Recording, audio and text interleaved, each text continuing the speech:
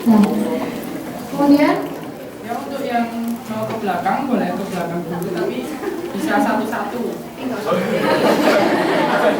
Bisa balik lagi, tapi jangan Mak Brad ke belakang. Terus kan yang ini nonton drama habis ini siapa? Padahal drama habis ini tuh luar biasa keren. Semuanya keren. Kemudian coba tebak habis ini kita mau berlomba apa? Benar sekali. Kalian tuh ide-ide luar biasa. mungkin dengan sudah tertarik siapa ya? Dengan moderator Mas Pramudia Aji Prasetya.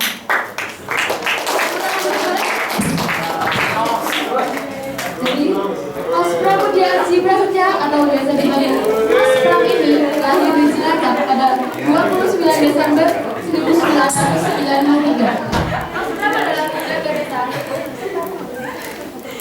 muda Ganesha tahun 2010 dan setelah lulus SMA, Mas Pram meneruskan pendidikannya di Loka Pendidikan dan Penerbangan Banyuwangi hingga tamat di awal tahun 2014. Pada tahun 2015, Mas Pram baru saja menyelesaikan seluruh tahap seleksi sebagai pilot junior di maskapai Bintang 5 Penerbangan Udara.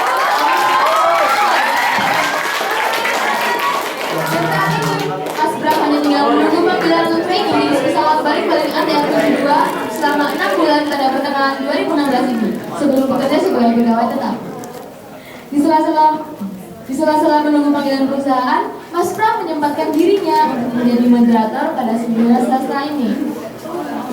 Untuk memastikan Mas Pram waktu dan tempat disebutkan. Oke, terima kasih. Assalamualaikum warahmatullahi wabarakatuh.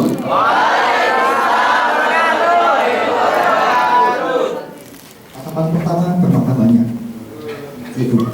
Ya, kalau tadi moderatornya itu berasal dari kaum NG yang sudah apa ya?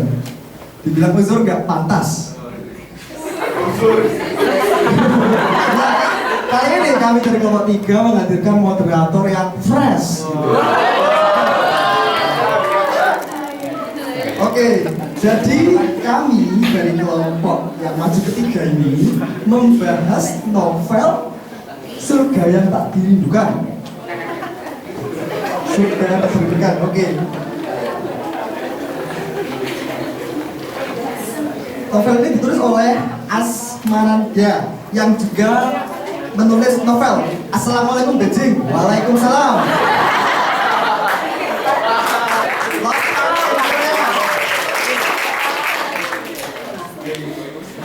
Lost Man in Korea. Kemudian juga menulis novel Catatan Hati Seorang Istri. Ya, nanti kalau saya sudah menjadi suami, saya akan menulis novel dengan judul Catatan Hati Seorang Suami. Ya, pilot meninggalkan istrinya ya. Misal pun pulang itu belum tentu bisa disentuh istrinya. Ya. Setiap hal dimulai dengan perkenalan. Begitu juga dengan jalan cerita novel Catatan Hati. Dengan novel yang berjudul Surga yang Tak Dirindukan. Ya. Oleh karenanya, kami dari kelompok 3 akan menampilkan secara singkat bagaimana jalan surga yang tak dirindukan ini. Ada siap? Siap ya? Oke, silakan.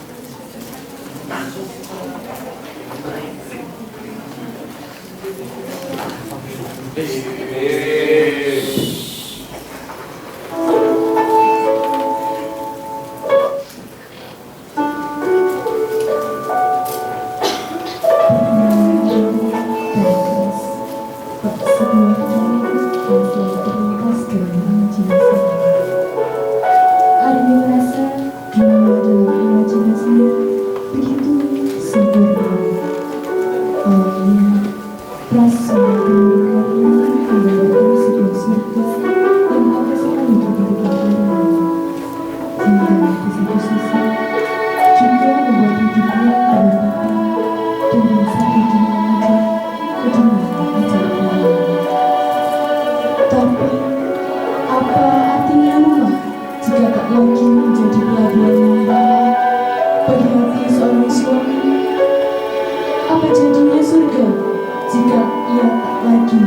kehidupan. Benarkah dongeng seorang perempuan harus mati agar dongeng perempuan lain mendapatkan kehidupan?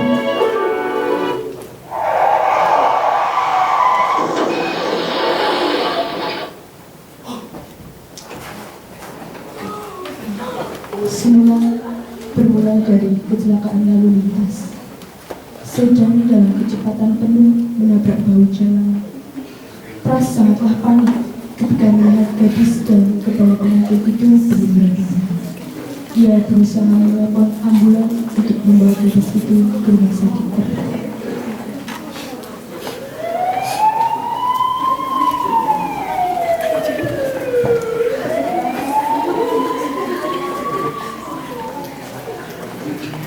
Peristiwa hari ini mengantarkannya pada episode kehidupan yang tidak terbayangkan sebelumnya. Assalamualaikum sayang. Waalaikumsalam sayang. Hari ini sayang. Dari tatapan ini, aku ini bertanya, Mas. Apakah kamu memiliki istri lain selain aku? Kenapa sekarang kamu jarang pulang, Mas? Aku selalu menunggumu, Mas. Apa karena kwitansi itu? Lalu, siapa yang mengangkat telepon tadi siang dan dengan bangganya mengatasnamakan Nyonya Prasetya? Mas, apa yang sebenarnya telah terjadi? Mengapa kau tak dijujur padaku, Mas? Tidak cukupkah cintaku ini untukmu? Maafkan aku hari ini. Aku telah melakukan Islam ini. Aku juga tidak berharap semua ini terjadi. Bagaimana cara untuk mengatakan semuanya? Maafkan aku. Aku sejahat telah mengkhianati kesetiaanmu. Arini.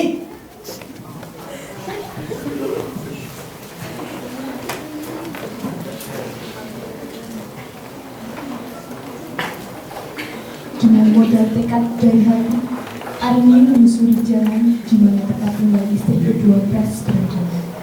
Sesampainya di sana, semua terasa gelap.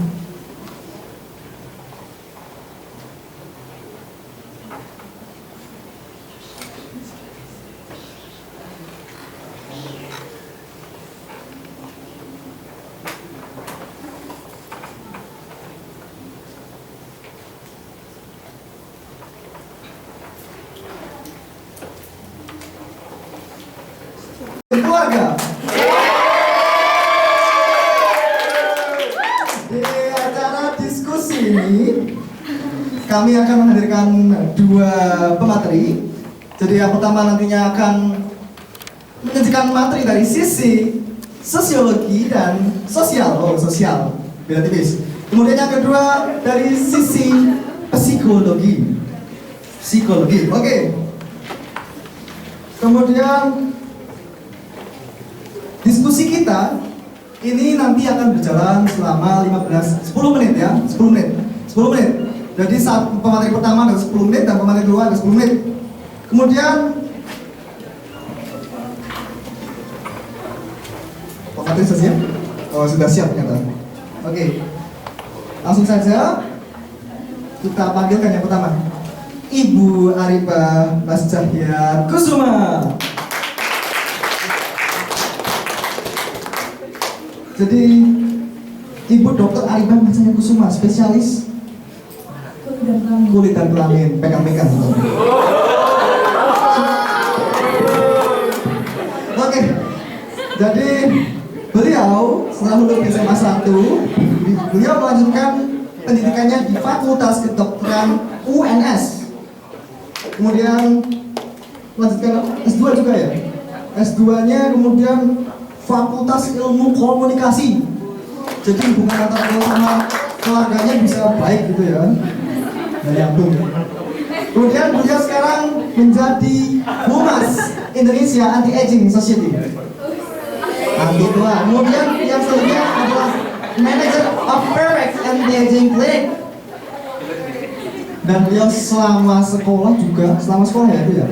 Ya. Oh ya, selama sekolah pernah mendapatkan kejuaraan sebagai presenter terfavorit tahun 2014. Langsung saja ya Bu ya, materinya dengan topik sosiologi. Baik, waktu saya serahkan. Ya oke. Assalamualaikum warahmatullahi wabarakatuh. Waalaikumsalam warahmatullahi wabarakatuh. Apa kabar semuanya? Alhamdulillah. Senang. Allah. Oke, wow, luar biasa sekali. Ternyata udah jam 11:30 ini semangatnya masih sangat luar biasa. Oke, perkenalkan nama saya Ari Brahmasya Kusuma. Di sini saya selaku materi yang nanti akan mengkaji beberapa nilai sosial yang terdapat dalam novel Surga yang Tak Dirindukan. Oke, sebelum saya masuk ke materi, ketika saya nanti mengatakan cinta sastra, kalian menjawab kasih Nusantara. Oke, siap? Kita coba ya. Cinta sastra, kasih Nusantara. Oke, tepuk tangan dong untuk kita semua. Udah siap nih masuk materinya? Siap. Siap, oke. Dan sebelum kita masuk materi, teman-teman udah ada yang pernah baca novel Surga yang Tadi Dirindukan ini belum? Belum?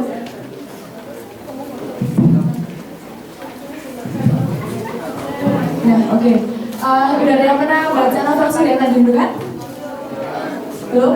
Nah, oke. Sekarang kita mungkin adik-adik setelah ini boleh jam novel ya. Kalau mungkin yang penasaran dengan isi novelnya ada apa aja sih, kok kayaknya ngetren banget di tahun 2015 ini. Kemudian novel ini juga diangkat ke layar lebar yang difilmkan dan menjadi novel bestseller karangan dari Asma Nadia.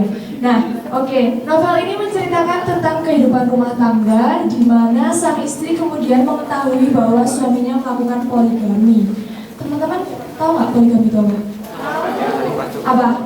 Apa deh? Poligami itu suatu sistem pernikahan yang mana salah satu dari pihak lelaki atau pihak wanita itu mempunyai dua suami.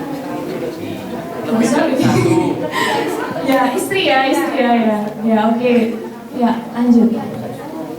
Oke, kali ini saya akan membedah mengenai nilai sosial apa saja sih yang terdapat dalam novel Surga yang Tak Dirindukan itu. Sebelumnya, nilai sosial, apa sih yang dimaksud dengan nilai sosial? Yaitu nilai yang dianut oleh suatu masyarakat mengenai apa yang dianggap baik dan apa yang dianggap buruk oleh masyarakat. Nah, untuk menentukan sesuatu itu dikatakan baik atau buruk, pantas atau tidaknya harus melalui proses menimbang. Jadi biasanya dalam kehidupan bermasyarakat itu menjadi topik yang panas, yang sering diperbincangkan dan sering diperdebatkan dalam kehidupan bermasyarakat. Nah, selanjutnya, apa sih hubungan sastra dengan nilai sosial? Nah, sebuah karya sastra dapat dikaji dengan menghubungkannya dengan sosiologi, yaitu ilmu yang mempelajari tentang sosial.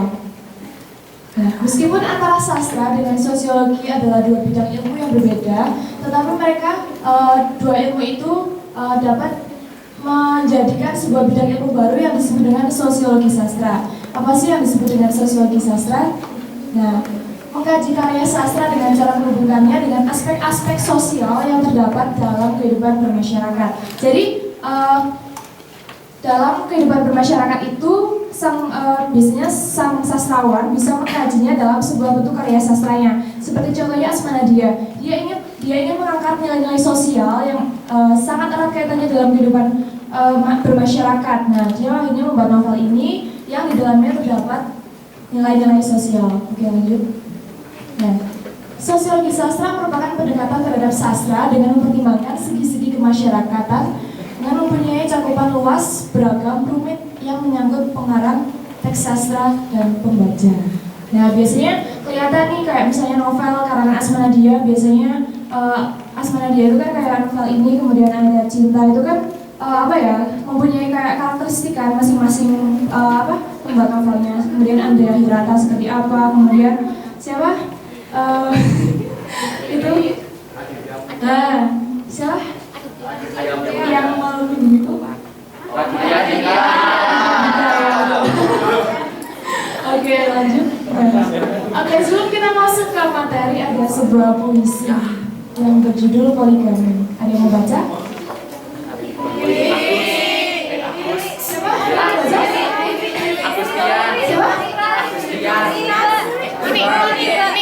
baca. Tahu? Apa malu sih? Ayo. Oke, saya baca aja ya. Istriku, jika engkau bunyi, akulah mentari. Aku mencari kamu, kamu mengharapkan aku. Ingatlah bahtera yang tak kayu. Mentari mencari bumi. Ah, silau. Tapi aku ingat satu hal, bahwa bukan hanya bumi yang disinari mentari. Jadi, relakanlah aku mencari planet lain, menebar sinarku, menyampaikan faedah adanya aku. Karena itu sudah berarti. Suamiku, bila engkau memang mentari, aku rela kau berikan sinarmu untuk planet lain. Karena mereka juga butuh sinarmu. Dan aku pun tak akan pernah kekurangan cahayamu. Tapi, bila kau hanya sebuah lilin, janganlah bermimpi mencari planet lain. Kamar kita pun belum sanggup kau terangi. Berkacalah pada cermin di sudut sana, di tengah remang-remang cahaya. Lihatlah dirimu, mentari atau lilin. Nah, ini adalah salah satu puisi yang menggambarkan seperti apa sih kok sangat kontroversial sekali sih dengan adanya topik poligami. Oke, lanjut. Nah, sekarang kita masuk ke ya, fokus ke tulisannya aja ya. Nah, oke. Ini adalah nilai sosial yang pertama dalam kehidupan bermasyarakat. Poligami masih menjadi topik yang kontroversial. Nah, oke. Apa sih yang disebut poligami tadi? Ya, ini tadi benar ya yang dikatakan sama Tri Yulianti. Apa yang dimaksud dengan poligami menurut Kamus Besar Bahasa Indonesia adalah sistem pernikahan yang salah satu pihak menikahi lawan jenisnya dalam waktu yang bersamaan. Dalam waktu yang bersamaan di sini maksudnya adalah ketika seorang lelaki itu statusnya masih menjadi suami seorang perempuan, namun dia akhirnya menikah lagi dengan perempuan lain. Oke, nah dalam kehidupan bermasyarakat poligami memang masih menjadi topik kontroversial. Kenapa? Karena seperti yang kita tahu bahwa poligami itu banyak yang sangat menentang atau tidak menyukai adanya poligami, tapi tidak sedikit pula yang menyetujui dan mengiyakan adanya poligami dalam kehidupan bermasyarakat. Nah, seperti halnya dalam kehidupan rumah tangga dalam novel Sufi yang tadi dibilang ini, bahwa Arini adalah seorang istri yang dia selalu melaksanakan tugas-tugasnya sebagai istri, juga dia selalu melaksanakan tugasnya sebagai ibu dengan baik. Namun hingga perjalanan pernikahan mereka akhirnya Sampras justru mengingkari janjinya terhadap sang istri. Nah, tentu Arini sangat tidak kecewa sekali terhadap Pras. Mengapa sih dia hingga bisa sampai bukan selingkuh, poligami? Nah, kenapa dia sampai bisa poligami? Apa sih yang kurang dari seorang Arini? Nah, pasti itu adalah pertanyaan bagi seorang kaum perempuan yang merasa sudah dihianati oleh suaminya. Apa sih yang kurang dari aku? Nah, oke. Dan karena secara naluriah perempuan itu memang mereka tidak suka berbagi, atau mereka itu hanya ingin menjadi satu-satunya dalam hati seorang lelaki. Betul nggak? Betul nggak? Betul nggak? Iya. Oke, ya kan? Nah, dan namun ketika kita melihat dari sudut pandang yang lain bahwa ada juga ini lingkupnya dalam lingkup perempuan ya misalnya. Nah, ada juga perempuan yang sangat menyetujui bahwa laki-laki itu berpoligami. Kenapa? Misalnya seorang istri yang menyetujui suaminya berpoligami. Karena mungkin dia sadar bahwa dia sudah tidak lagi atau sudah tidak mampu lagi mencukupi kebutuhan dari sang suami, entah itu kebutuhan secara batin ataupun lahir. Nah, kemudian yang kedua, kita tahu kan secara realita bahwa sekarang ini perbandingan antara laki-laki dan perempuan itu jauh lebih banyak yang perempuan, iya kan? Ya. Ini ngantuk apa ya? Enggak. Cinta sastra. Cinta sastra kasih Nusantara. Lagi ya.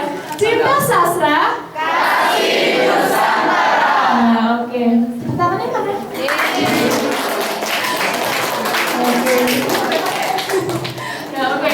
Nah, namun ada juga pendapat lain perempuan yang menyetujui adanya poligami karena ya perbandingan itu tadi yang yang mendesak perempuan itu juga akhirnya menginginkan status istri dari seorang lelaki itu.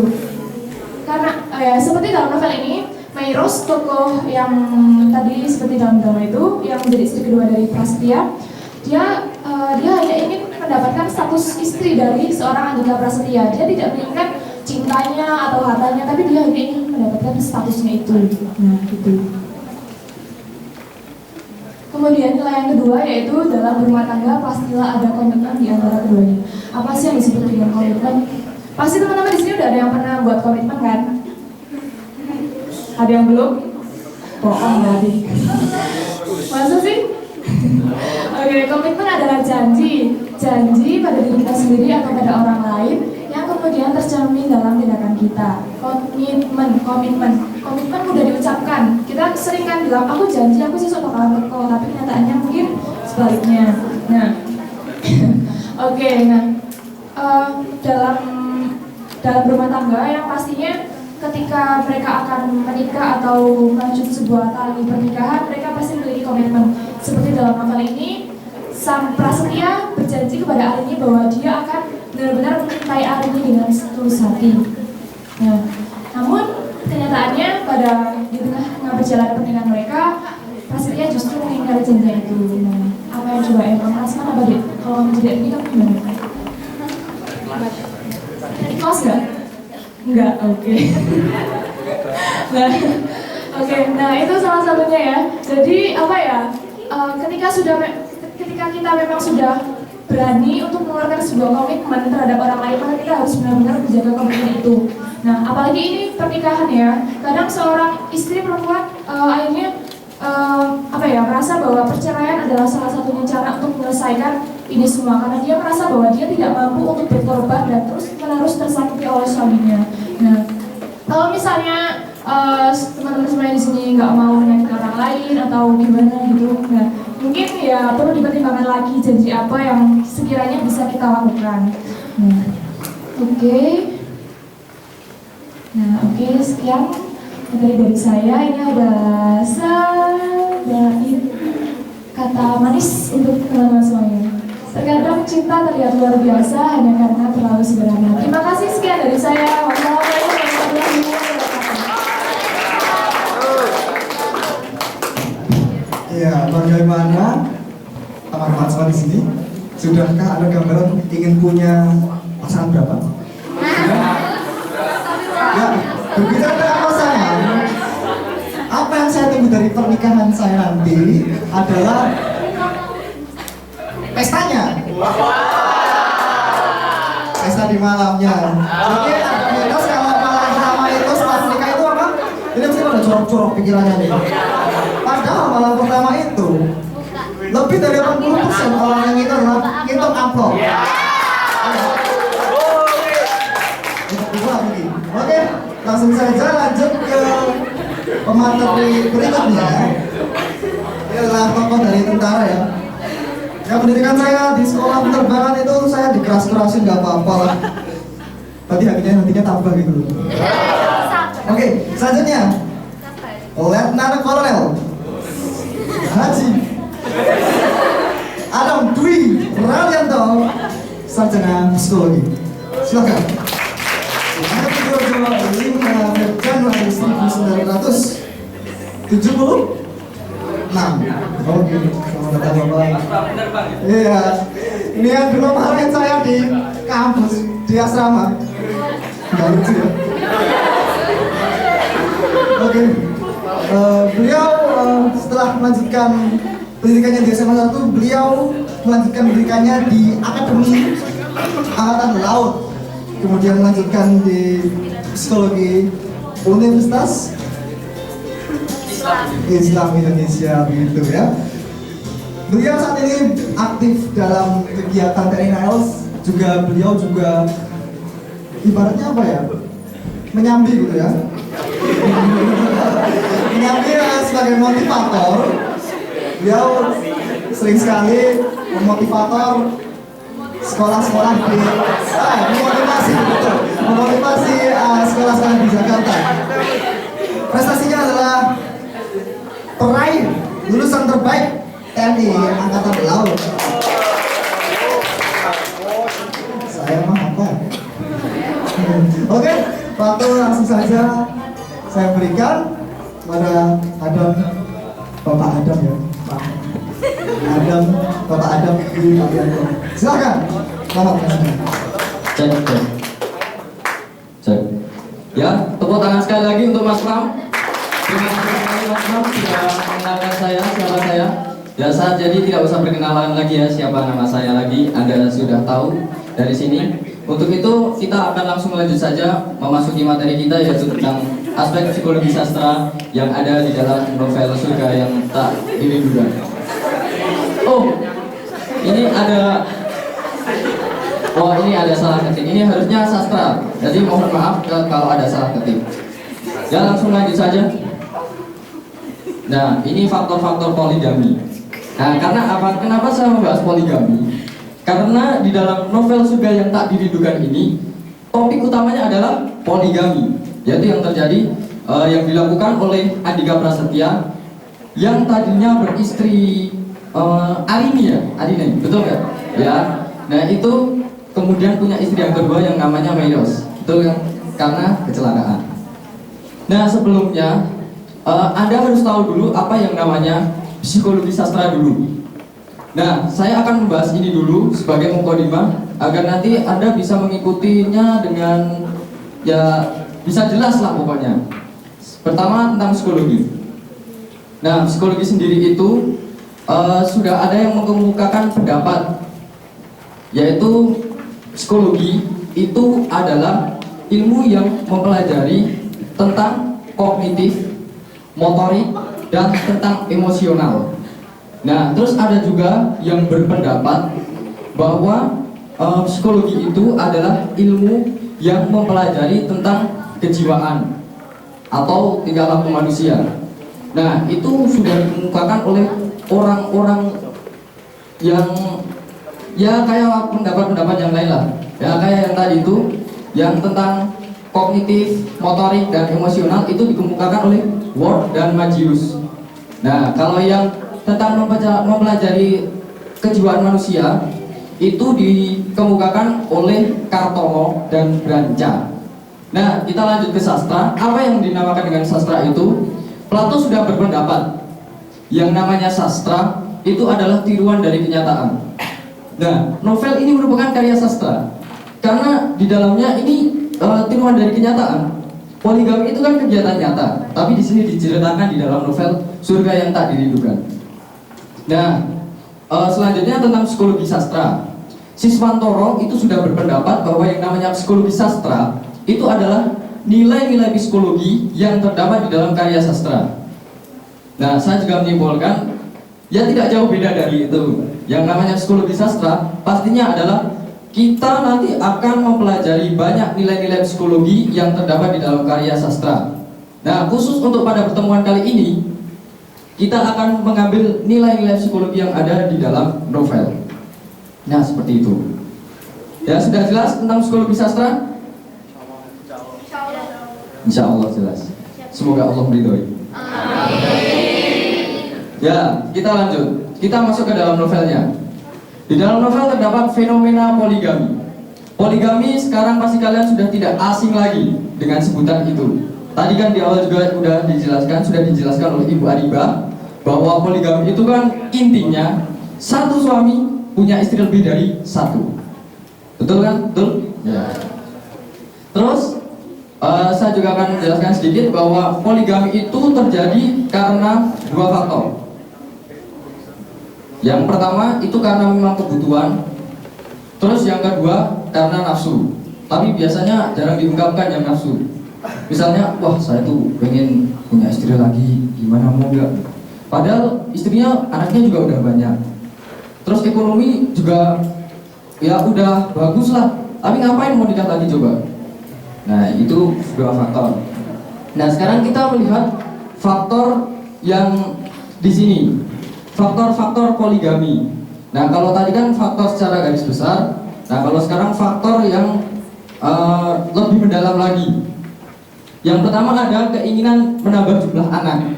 Nah, misal kalau satu istri jatahnya cuma 7. Nah, kalau misal laki-lakinya kuat sampai buat 10, berarti kan harus tambah. Nah, ya itu salah satu modusnya untuk menambah anak. Yang kedua, rendahnya pemahaman tentang poligami. Jadi istrinya itu kurang tahu tentang poligami itu apa. Jadi sama suaminya itu diiming-iming, wah kalau poligami kamu besok bakal punya uang banyak, kamu bakalan hidupnya sejahtera. Nah itu tentang rendahnya pemahaman. Jadi dia ikut aja, oke mas saya siap di poligami. Makanya hati-hati. Kalian sekarang kan masih sekolah, tuntutlah ilmu setinggi-tingginya biar kalian itu nggak mudah dibohongi. Tapi kalau udah tinggi jangan bohongi. Nah gitu aja. Terus poligami dipandang sebagai salah satu cara untuk menjamin keamanan sosial, ekonomi, keluarga dan stabilitas. Nah itu pandangan itu biasanya dikemukakan oleh orang-orang yang laki-lakinya itu memiliki keadaan sosial yang tinggi.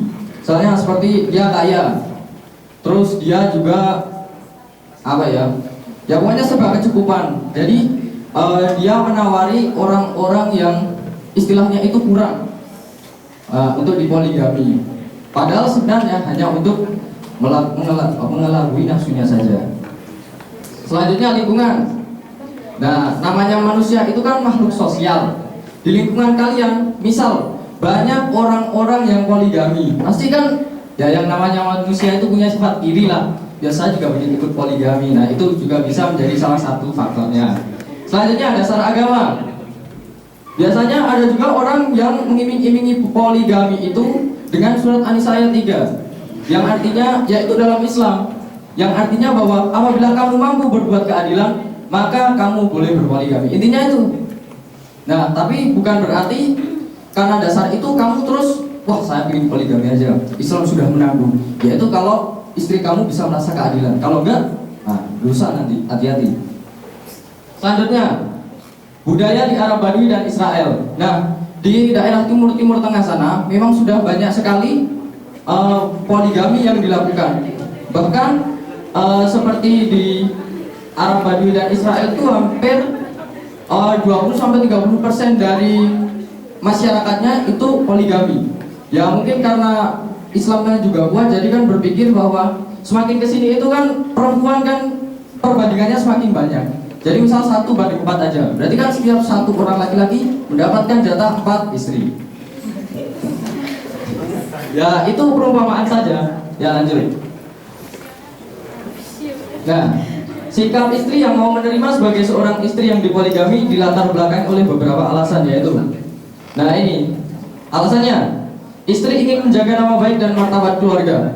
Siapa sih yang mau kalau kalian besok nanti punya keluarga, terus aib-aib kalian, marah-marahan kalian di dalam keluarga itu diketahui sama orang lain? Ada yang mau nggak? Mau nggak? Nggak mau kan? Pasti mau kan tetap. Ya itu rahasia kita berdua mas. Kalau enggak, itu rahasia kita bertiga mas. Nah begitulah. Ya makanya dia rela dipoligami karena ingin menjaga nama baik dan martabat keluarganya. Gitu. Nah yang kedua, ketergantungan secara ekonomi pada suami. Misal kalian nggak berpenghasilan, berpenghasilannya cuma pada suami. Nah suami kan seperti punya kewenangan lebih tinggi. Yo terserah aku mah ngopo. Begitu toh. Nah sehingga dia bilang, Dik, gimana kalau aku poligami aja? Aku kasihan sama orang itu. Nah, kira-kira gimana? Ya itu salah satu sikap istri yang mau menerima seorang istri yang dipoligami. Latar belakangnya itu ekonomi. Terus yang kedua, kepentingan anak. Ayah itu kan juga menanggung kepentingan anak. Jadi hati-hati kamu besok calon-calon bapak. Kamu itu harus siap bertanggung jawab atas istri kamu dan anak kamu. Jangan bertanggung jawab atas diri kamu sendiri. Ya, nah, anak di sini, walaupun kamu sudah cerai, kamu tetap harus memenuhi kebutuhan anak. Nah, seorang istri kadang dia rela dipoligami karena dia tidak mau dicerai untuk kepentingan anaknya, biar anaknya bisa selalu dekat dengan ayah dan kebutuhan anaknya selalu tercukupi. Yaitu selain mendapatkan kasih sayang dari ibu, juga mendapatkan kasih sayang dari ayah. Dan selanjutnya, menjaga keutuhan dan kebahagiaan keluarga dari perbuatan-perbuatan yang dapat merusak keharmonisan keluarga, seperti perselingkuhan dan perbuatan zina. Nah ini, istri itu mengizinkan suaminya poligami. Salah satunya latar belakangnya ini, dia tidak ingin karena mungkin dirinya misal istri yang pertama udah punya anak 7 misalnya, terus kan keadaan badannya kan udah agak melar gitu kan. Nah siapa tahu suaminya kan udah kurang mau toh, jadinya ya, daripada istrinya selingkuh di luar sama berbuat zina di luar kan mending oke mas saya rela di poligami. Itu salah satu latar belakangnya. Terus poligami dianggap sebagai suatu nasib. Ini bagi orang yang beriman, kalau istilah Jawanya itu beriman gitu. Jadi gak usah mas mau aku ke wong itu aku benar karo wong lanang yo aku lebih baik di poligami. Nah salah satunya kayak gitu. Makanya hati-hati kalau orang harus punya pendirian teguh. Lanjut. Nah ini juga ada pengaruh poligami pada psikologi anak, yaitu salah satunya anak merasa kurang disayang karena Kak Seto itu pernah berbicara pada tanggal 27 2009 pada Viva News ya bahwa anak itu ingin mendapatkan keluarga yang ideal, yaitu satu ayah, satu ibu. Nah, tapi kalau poligami, berapa ibu? Lebih dari satu kan? Berarti anak kurang ideal, sehingga anak merasa sayangnya dari ayah itu terbagi untuk istrinya yang lain, gitu. Gak cuma anak sama ibunya sendiri. Terus yang kedua, timbul kebencian pada orang tua. Nah, ini misal anak kurang mengetahui kalau orang tuanya itu poligami. Karena anaknya kurang tahu kalau orang tuanya itu poligami, setelah tahu maka anak akan benci. Dan kalau benci akan timbul krisis kepercayaan. Anak tidak akan percaya lagi sama bapaknya. Ah, bapak saya itu ketemu cewek aja sliwer matanya. Ya itu intermezzo. Nah, terus timbul rasa trauma. Nah, trauma di sini itu artinya kalau misal kalian lihat aja sebagian besar poligami itu keluarganya kurang harmonis. Begitu. Jadi nanti anak kalau melihat keadaan bapak ibunya kurang harmonis, anak akan menjadi trauma untuk membina keluarganya di masa depan. Nah itu sangat hati-hati sekali. Dan nantinya anak juga akan kurang percaya diri di masyarakat. Karena apa? Misalnya masyarakat tahu kalau bapaknya itu punya istrinya lebih dari satu.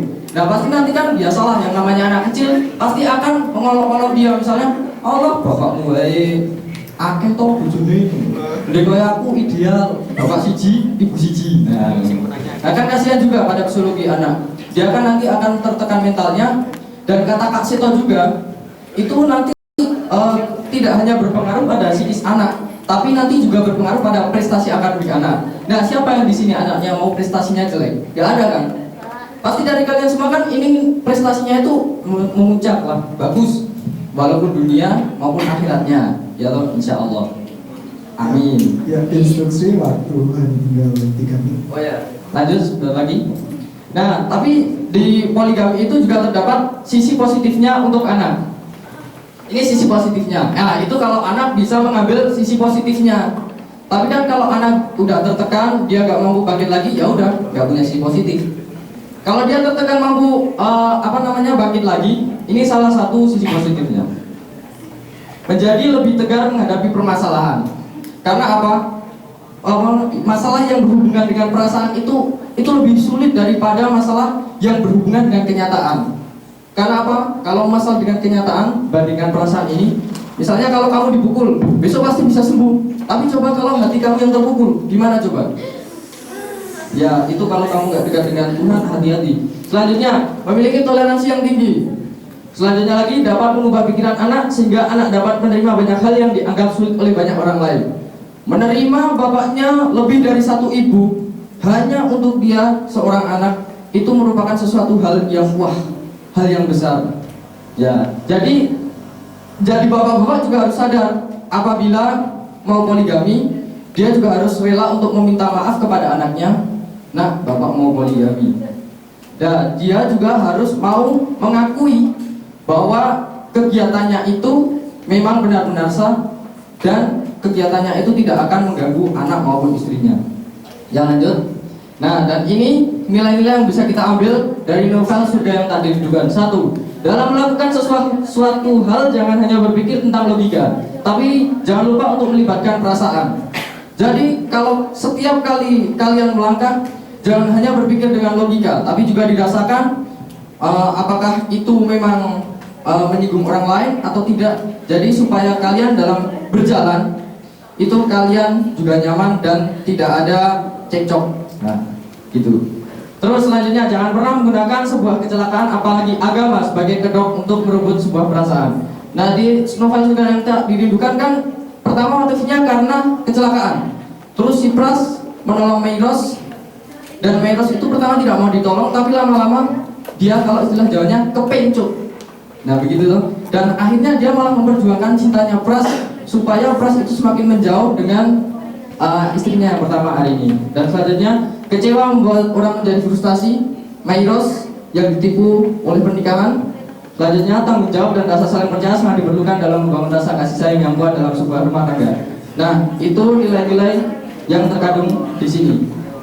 Ya, jadi seperti ini yang bisa saya sampaikan. Kurang lebihnya mohon dimaafkan. Semoga bermanfaat untuk kalian semua. Terima kasih. Wassalamualaikum warahmatullahi wabarakatuh.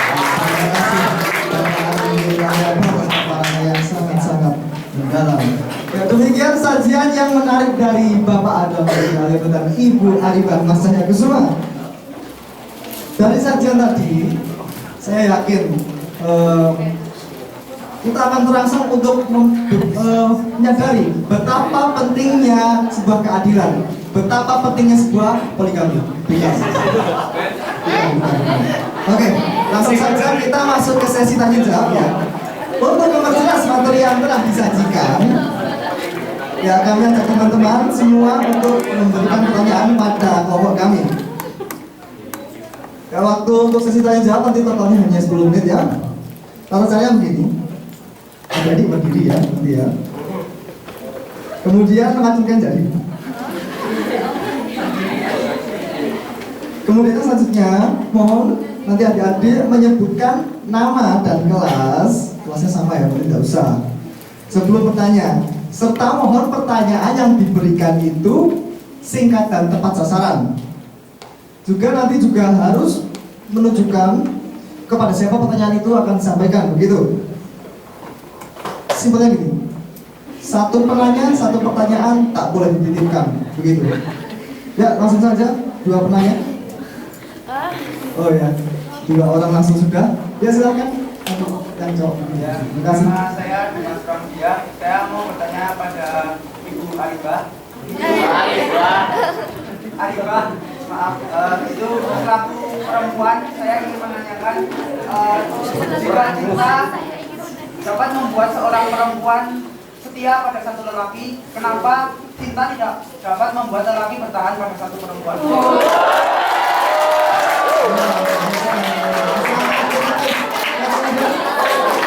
Langsung saja ke pertanyaan berikutnya. Assalamualaikum warahmatullahi wabarakatuh.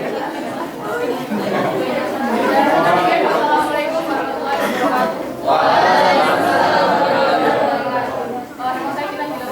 Saya ingin bertanya kepada Bapak. Sebelum saya ingin bertanya, saya ingin bukan menyalahkan, tapi hanya membetulkan saja. Sebenarnya poligami itu adalah memiliki macam, yaitu poligini dan poliandri. Poligini itu yang berarti seorang pria menikahi banyak istri. Lalu poliandri adalah seorang wanita yang menikahi banyak pria. Jadi di sini poligami itu bukan berarti bahwa seorang pria menikahi banyak wanita seperti itu. Jadi yang dimaksud dengan poligami adalah bentuk perkawinan, di mana seorang pria menikahi beberapa wanita atau seorang perempuan menikahi dengan beberapa laki-laki. Jadi dalam poligami itu terdapat sub-subnya, yaitu poligini dan juga poliandri seperti itu. Terima kasih. Terus pertanyaannya, dalam buku tersebut seperti menggiring dalam buku Surga yang Tidak Dirindukan itu seperti menggiring opini publik untuk misalnya untuk mempercayai atau mengikuti hal tertentu. Dan di sini adalah tentang poligini. Poligini akan menjadi momok dalam masyarakat Indonesia, atau dalam bahasa psikologisnya adalah post traumatic stress disorder seperti itu. Jadi masyarakat Indonesia digiring untuk mengikuti opini pengarang seperti itu. Jadi mereka tidak memiliki kebebasan untuk memiliki opini sendiri. Jadi pertanyaannya adalah, apakah menurut Anda buku-buku yang memiliki menggiring pembaca untuk pembaca untuk mengikuti opini si penulis layak untuk dipublish atau tidak. Terima kasih. Iya. Kami sekian sama. Ini satu dari Intan terus. Nah kemudian gimana para pemateri langsung jawab atau tidak? Atau mungkin tidak kita sudah siap ya? Ya. Berdiri ya, berdiri kita pakai hak sendiri. Ya langsung saja pertanyaan langsung kami jawab.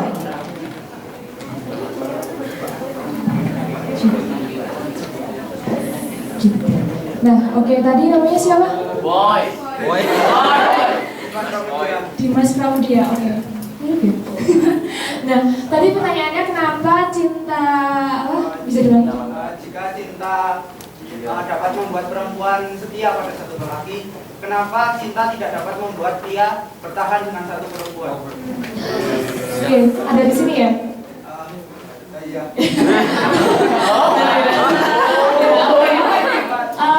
Oke, tadi seperti yang bilang juga kan sebagai perempuan ya saya sebagai perempuan kenapa sih cinta apa satu wanita itu nggak cukup untuk satu laki-laki, gambarannya seperti itu. Kenapa sih laki-laki itu nggak puas hanya dengan satu perempuan? Nah, ya secara apa ya kodratinya emang dijelaskan dalam ajaran agama Islam juga dijelaskan bahwa memang laki-laki ini memiliki porsi yang lebih daripada perempuan.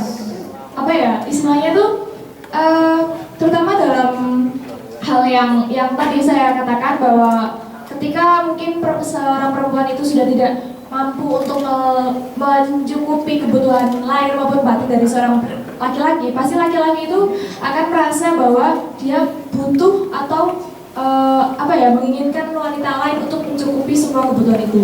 Kebutuhan yang dimaksud di sini ya lahir maupun batin semuanya. Jadi misalnya kayak mata ya, laki-laki kan kuncinya di mata kan, ya kan? Ya kan, sekalinya mungkin laki-laki itu sudah memiliki istri, tapi ketika dia melihat perempuan yang sangat cantik, pastinya dia tentu akan melirik, ya nggak? Ya kan? Nah itu, ya. Jadi laki-laki dan perempuan itu memang berbeda. Kalau laki-laki itu seperti porsinya lebih banyak, sedangkan perempuan itu seperti yang dikatakan di sini juga bahwa perempuan itu cukup untuk satu laki-laki, tapi laki-laki memang selalu memiliki kebutuhan yang lebih daripada perempuan. Itu menurut saya. Dan saya sebagai wanita juga ingin menyampaikan saja kepada kaum perempuan di sini, jika memang kita tidak menginginkan laki-laki yang kita harapkan nanti seperti itu, maka alangkah baiknya kalau kita sering-seringlah introspeksi diri dan mengenali kayak tanda-tanda perbedaan dari sikap suaminya itu atau laki-laki yang ada di dalam hati kita. Nah, jangan sampai mereka itu sampai melirik kepada wanita lain gitu. Terima kasih. Jelas? Iya. Ya langsung saja Bapak Adam pasti sudah siap ya dengan jawabannya. Monggo. Ya terima kasih Mas Pram, dan untuk Dek Intan tadi untuk pertanyaannya terima kasih. Untuk poligami yang tadi masih dibagi menjadi poligini dan poliandri, ya yang tadi dimaksudkan dalam penjelasan di sini tadi lebih kepada poligini. Ya karena berdasarkan novel surga yang tadi ditunjukkan. Nah untuk menjawab pertanyaan yang tadi, yang pertanyaannya itu apakah novel yang menggiring publik untuk mempercayai sesuatu pendapat itu layak publis atau tidak, benar kan? Nah kalau menurut saya itu boleh, karena sastra itu sifatnya bebas dan terserah dia mau berkreasi seperti apa, selama tidak mengandung unsur syarat gitu. Nah dalam UUD itu juga sudah ada pada pasal 28 bahwa setiap warga negara itu bebas untuk berserikat, mengemukakan pendapat dan berkumpul. Nah jadi kan dari situ kita sudah tahu bahwa karya sastra ini kan juga merupakan pendapat dari orang lain, begitu kan? Ini kan juga karangan orang lain. Berarti kalau berdasarkan UUD dia boleh untuk dipublis. Nah selain itu di antara pasal antara 28A sampai 28J itu ada yang ada satu pasal yang menyebutkan bahwa setiap warga negara itu berhak untuk mengembangkan potensi yang ada di dalam dirinya. Nah kalau dia berkarya sastra seperti mengarang novel, itu kan termasuk mengembangkan potensi yang ada di dalam diri. Berarti kalau dia mau dipublis aman tetap, karena dia sudah punya kalau di Indonesia itu sudah dilindungi oleh hukum, yaitu bukan main-main lagi. Undang-Undang Dasar 1945 seperti itu. Jadi menurut saya boleh begitu. Terima kasih. Mungkin dari sesi tanya jawab, mungkin ada sedikit apa ya, kenang-kenangan begitu bagi para penanya. Mohon penanya bisa langsung maju. Ya. Waduh, ini.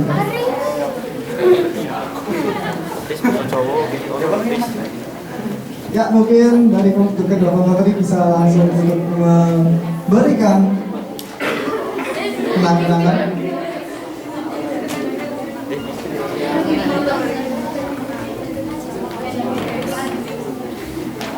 Saya dulu apa dibari-bari? Ya, Bapak dulu.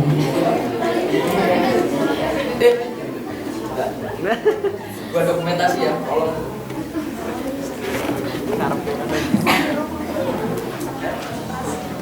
Ya, sekali.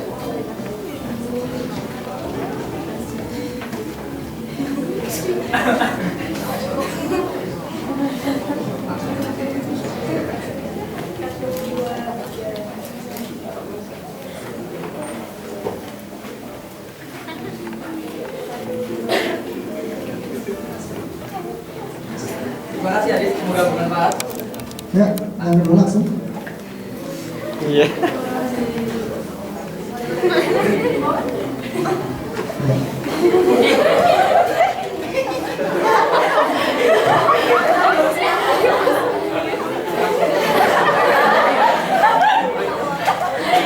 Iya. Ya, teman-teman yang meriah. Terima kasih Bapak Adam Nurul dan Ibu Arifah Basai Kusuma sudah berbagi pengalaman bersama kami, dan juga ucapan terima kasih terhadap para audiens terutama yang sudah aktif. Dan ini adalah beberapa rangkuman dari kegiatan kita begini ya, yaitu novel Surga yang Tertidukan mengusung cerita yang berceritakan tentang ketidakadilan dalam hubungan poligami, dan bagaimana cara kita menyikapi poligami adalah kembali ke dalam kita sendiri. Dan sampai saat ini poligami masih menjadi topik yang diperdebatkan, apakah itu bagus atau itu jelek. Tapi yang jelas kalian sebagai generasi penerus bangsa bisa menentukan mana yang tepat bagi kalian semua. Ada dua kalimat lucu. Lekuk badan, siapa yang tak doyan? Tapi kecerdasan bikin penasaran. Karena isi kepala ada saja, sedangkan isi celana itu saja.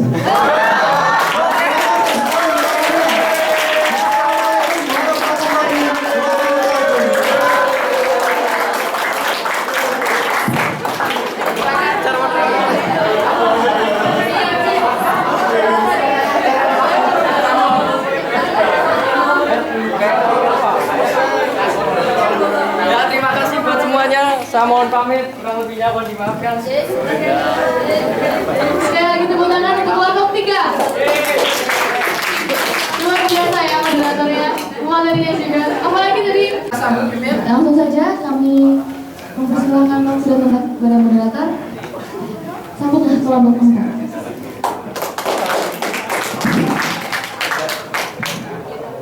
Selamat siang semuanya. Belum kompak. Ayo ulang. Selamat siang semuanya. Siang. Nah, saya di sini kan tadi saya sudah diperkenalkan oleh MC Normal.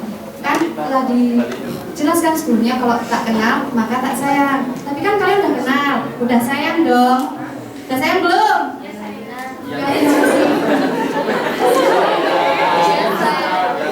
Oh ya, sebelumnya kalian bingung gak sih kenapa dari tadi datangnya kan kalau moderator cuma satu, kok ini saya punya pendamping? Bingung gak?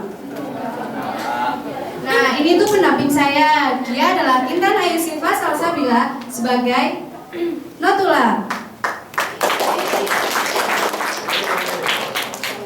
Nah, ini kayaknya kok belum semangat gitu ya? Udah siang, mentang-mentang udah siang kayaknya belum pada semangat gitu. Mau nanya kabar. Apa kabar semuanya? Udah gitu doang. Nah, kan biasanya kalau nanya kabar tuh ada jawaban buat ngeklopin gitu. Nah, kalau saya Jihan nanya kabar, kalian harus jawab kabar baik, tetap baik, selalu baik. Gitu ya? Ya, kita coba. Apa kabar semuanya?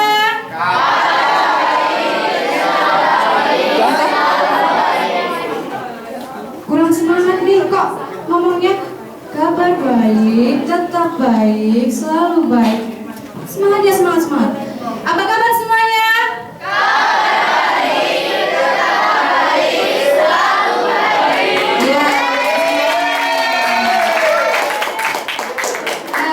Daripada saya berbicara terlalu lama sehingga kalian tidak suka, maka mari kita saksikan dramatisasi dari novel Ayahku Bukan Pembohong.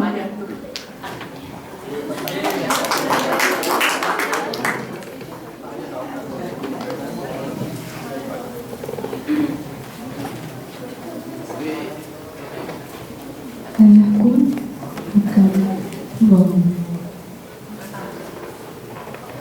Kisah seorang bocah kecil bernama Dam. Dam hidup di sebuah keluarga yang sangat sederhana. Dam menyayangi kedua orang tuanya, baik ibu maupun ayahnya. Ibunya yang sangat lembut terhadapnya, perhatian kepadanya. Dan yang kedua, ayahnya. Ayahnya adalah sosok yang sangat baik. Ayahnya senantiasa menceritakan dongeng-dongeng luar biasa kepada Dam. Dongeng-dongeng ayahnya ceritakan sesaat sebelum ia tidur.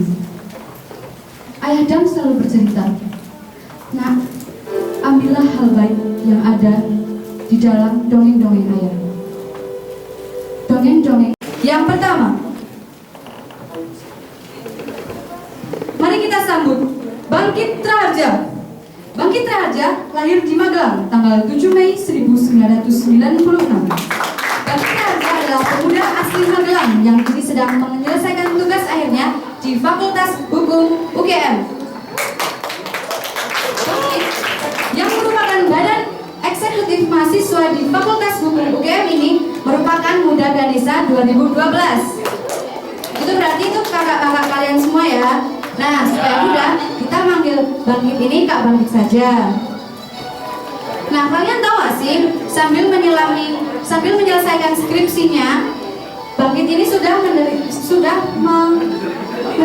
sebuah perusahaan yang bernama Raharja Corporation yang berjalan di bidang properti. Sangat luar biasa bukan, seorang mahasiswa telah mendirikan sebuah perusahaan. Nah, Kak Bangkit, apa kabarnya? Luar biasa. Wow, luar biasa. Kak Bangkit memang selalu luar biasa. Kak Bangkit ini kesini dari mana ya? Saya dari Magelang. Ya. Ada penelitian saya lakukan di sana sebagai tugas akhir kuliah saya. Dan saya ditelepon oleh adik-adik saya. Dan kebetulan saya dapat mampir ke sini. Ya, kalian harus tepuk tangan Kak Bangkit yang sedang sibuk menyelesaikan skripsinya, menyempatkan waktunya untuk datang di seminar ini. Silakan duduk.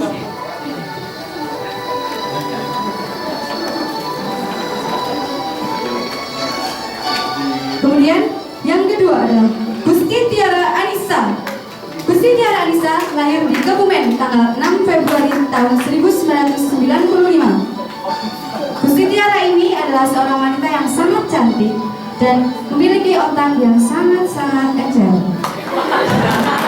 Nah, Gusti Tiara ini aktif berpartisipasi di kegiatan-kegiatan Pekan Sains sejak dia masih SD, seperti Olimpiade Sains, dan dia selalu menjuarainya. Selama kuliah, Kak Gusti Tiara ini aktif dalam berbagai organisasi kedokteran. Nah, karena dia aktif di organisasi kedokteran, kalian tahu dong Kak Gusti Tiara ini kuliah di mana? Tahu nggak? Nggak, yaudah, aku kasih tahu. Kak Kak Gusti Tiara ini kuliah di Fakultas Kedokteran UGM dan baru saja lulus beberapa bulan yang lalu. Dan sekarang dia sedang menjalani koas di Rumah Sakit Sarjito. Tahu nggak Rumah Sakit Sarjito itu yang biasanya kalau cowoknya koasnya tuh ganteng-ganteng itu? Tahu nggak? Enggak ya, ya udah. Nah, Kak Gusti Tiara Anissa ini kan di Kebumen. Nah, kesininya dari Kebumen apa dari Sarjito ya, Kak?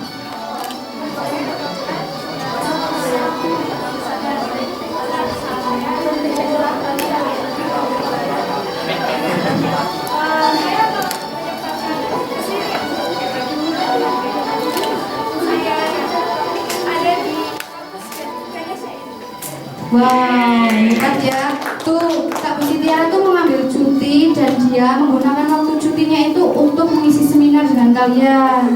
Ayo tepuk tangannya dong.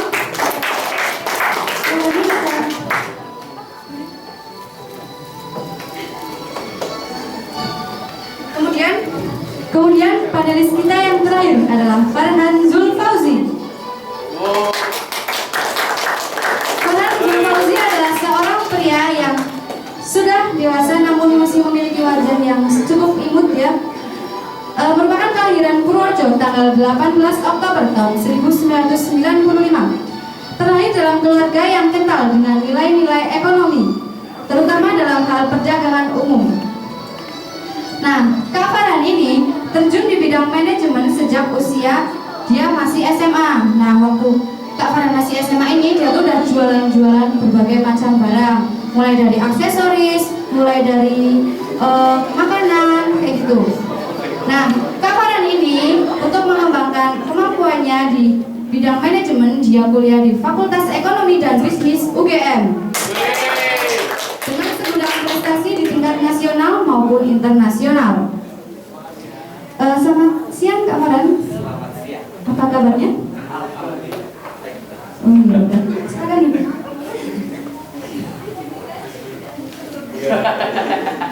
Sebelumnya saya akan menyebutkan materi-materi yang akan disampaikan oleh masing-masing panelis. Yang pertama, Bangkit Raharja akan menjelaskan mengenai intrinsik, tema, tokoh, penokohan, sudut pandang, dan alur.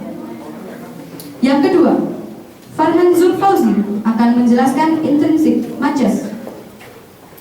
Yang ketiga, Gusti Tiara akan menjelaskan nilai-nilai kehidupan yang terkandung dalam novel Ayahku Bukan Pembohong. Baik, mari langsung saja kita menuju materi yang pertama yang akan disampaikan oleh Kak Bangkit Raharja. Waktu saya silakan. Tepuk tangan.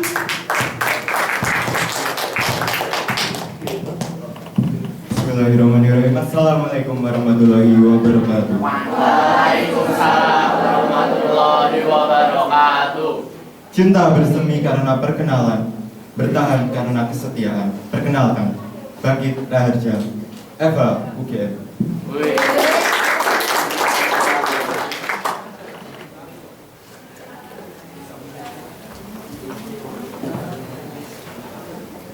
Ya, teman-teman sekalian, ada yang udah baca novel Ayahku Bukan Pembohong? Saya baca novel Ayahku Bukan Pembohong saat SMA loh. Berarti kalian udah baca. Novel itu terbit tahun 2011 dan saat SMA saya udah menyempatkan baca. Kenapa kalian belum ya? Tapi tenang saja. Di sini saya akan menjelaskan beberapa nilai yang akan dibantu oleh Gusti Tiara, dan saya akan menjelaskan terlebih dahulu apa sebenarnya yang terkandung di dalam novel Ayahku Bukan Pembohong ini. Oke, mulai dari tema. Kan kebanyakan belum pada baca kan? Nah, tema daripada novel Ayahku Bukan Pembohong ini adalah kasih sayang seorang ayah yang ditujukan kepada anaknya, tetapi dengan cara yang berbeda. Cara yang berbeda seperti apa? Nah, kalau di era sekarang mungkin masih sedikit ya kalau orang tua benar-benar mengurus anaknya dengan baik tanpa meninggalkan pekerjaannya. Nah, sekarang di novel ini penulis atau Terelie menyampaikan bahwa kasih sayang seorang ayah Dam, si tokoh utama, itu sangat luar biasa kepadanya, yang ditujukan dengan memberinya motivasi-motivasi yang berupa cerita-cerita yang selalu dipercayai oleh Dam dalam kurun waktu tertentu. Karena pada beberapa waktu di akhir cerita, yaitu Dam yang berusia 20 tahun ke atas mulai meragukan apakah benar cerita yang disampaikan oleh ayahnya. Nah, apakah benar? Kita akan telusuri apa saja yang ada di dalam novel ini.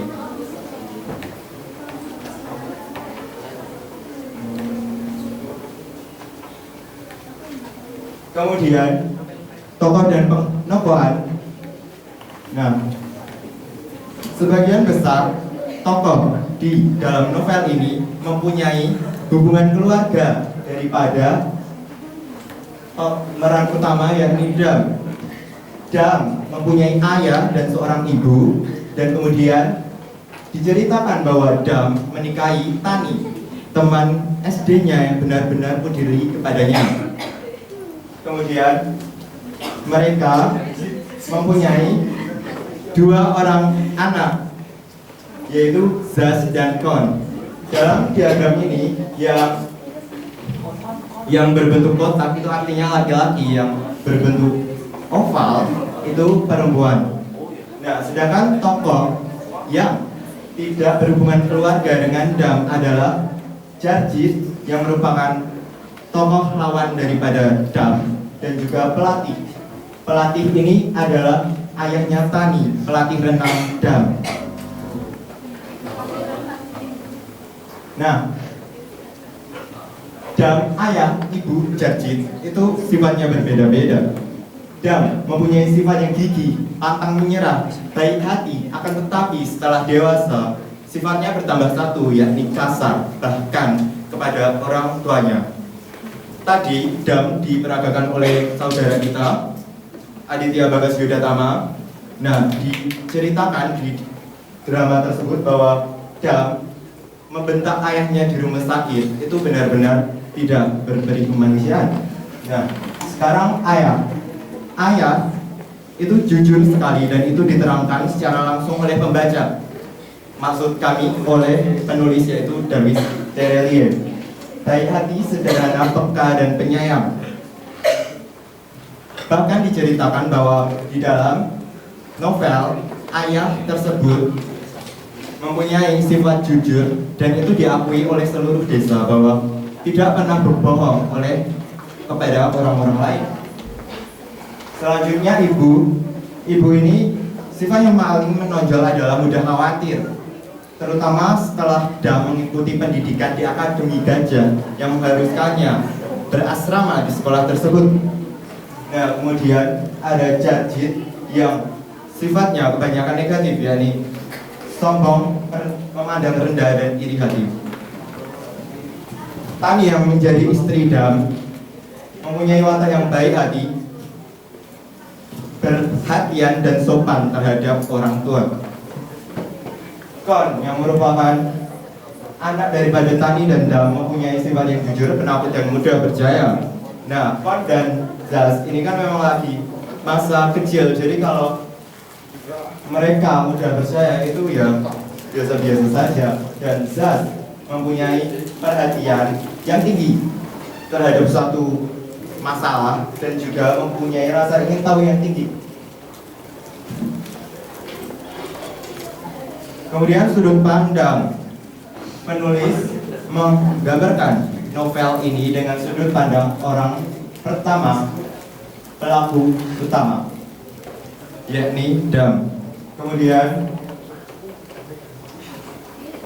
alur yang digambarkan oleh Terelie adalah alur campuran, dimulai daripada sang ayah menceritakan kepada Kon dan Zaz mengenai cerita-cerita yang dulu sempat dipercaya oleh Dam, tetapi sekarang sudah tidak dipercaya kembali. Dan itu digambarkan dalam pengenalan cipta, yaitu ayah bercerita kepada Zaz dan Kon yang terdengar oleh Dam. Nah, kemudian awal konflik dalam berusaha menghentikan ayahnya yang sedang mendongengkan anaknya karena Dam menganggap cerita tersebut hanyalah gurauan semata. Dan menuju konflik, diceritakan Dam mengetahui bahwa ayahnya berbohong karena menemukan buku apel emas lembah Bukhara dalam perpustakaan Akademi Gajah di mana dia bersekolah. Dan kemudian konflik memuncak saat Dam mengetahui bahwa anaknya pergi bolos hanya ingin mencari kebenaran daripada cerita kakeknya. Nah, penyelesaian ceritanya itu ayahnya meninggal dan banyak tokoh yang diceritakan dalam ayahnya tersebut hadir dalam pemakaman. Dan di situ Dam mengerti bahwa cerita tersebut nyata. Ini akhir daripada perjumpaan saya. Selanjutnya akan disampaikan oleh Farhan Sulfauzi. Ya, ini tadi adalah materi intrinsik tema, tokoh penokohan, dan alur cerita yang telah disampaikan oleh Kak Bangkit Raharja. Sepertinya Kak Bangkit Raharja ini sedikit gugup ya, karena mengetahui dia ini sedang menyebarkan ilmunya di orang-orang yang sudah pintar, seperti itu. Kemudian yang kedua adalah materi yang akan disampaikan oleh Kak Farhan Sulfauzi, yakni intrinsik majas-majas yang terdapat di dalam novel Ayahku Bukan Pembohong.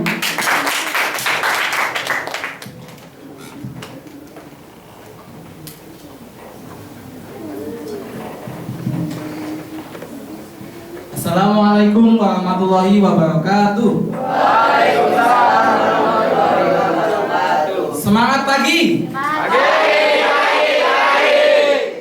Sebelumnya saya di sini mengucapkan terima kasih kepada saudara moderator yaitu Hanifat Sianuha atas segala waktu dan tempat yang diberikan kepada saya. Saya di sini tidak akan menguraikan secara panjang lebar mengenai materi majas, karena di sini ada ditampilkan 11 macam majas yang ditemukan di dalam novel Ayahku Bukan Pembohong. Tetapi sebelumnya saya di sini akan melakukan intermezzo sedikit.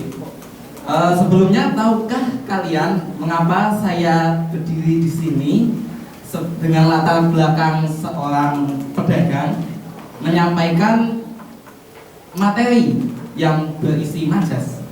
Kira-kira ada yang tahu atau tidak?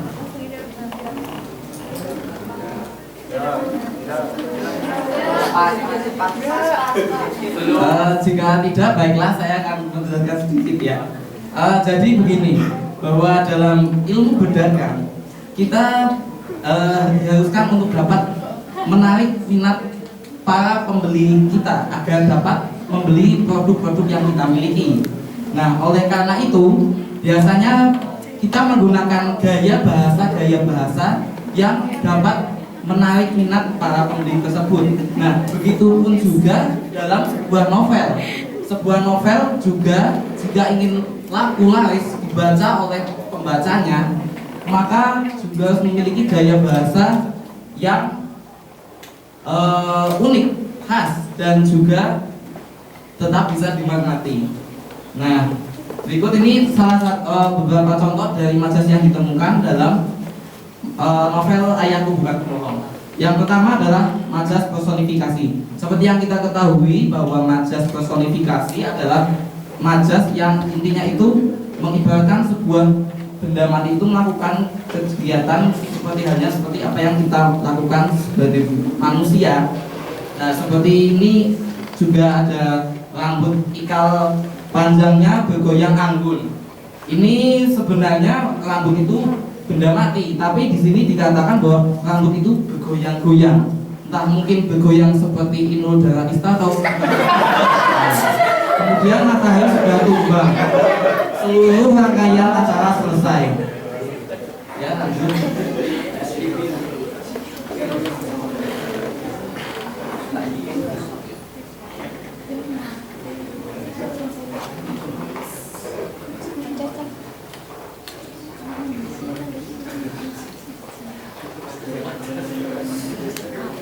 Ya, maaf ada kesalahan teknis.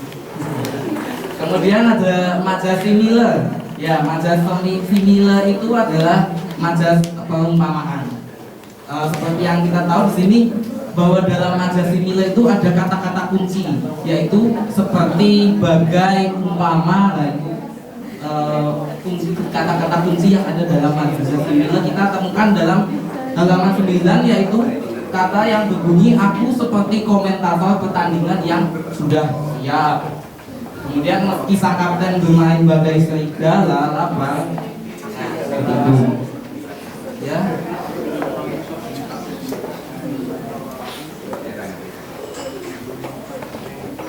Kemudian ada majas klimaks. Majas klimaks itu penyusunan katanya itu nanti yaitu seperti menuju ke sebuah puncak atau naik gitu, bertingkat. Jadi ada di sini kita temukan pagi, siang, malam, kapan saja sematang berdua dengan ayah datang.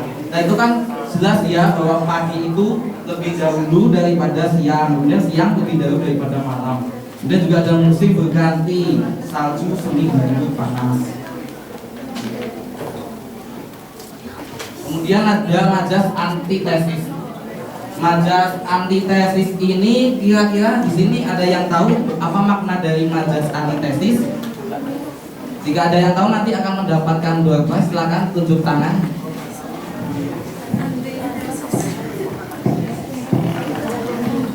Ayo, ini kan dari anak-anak bahasa ya. Mungkin bisa menjawab salah satunya. Apa itu majas antitesis? Dapat door prize.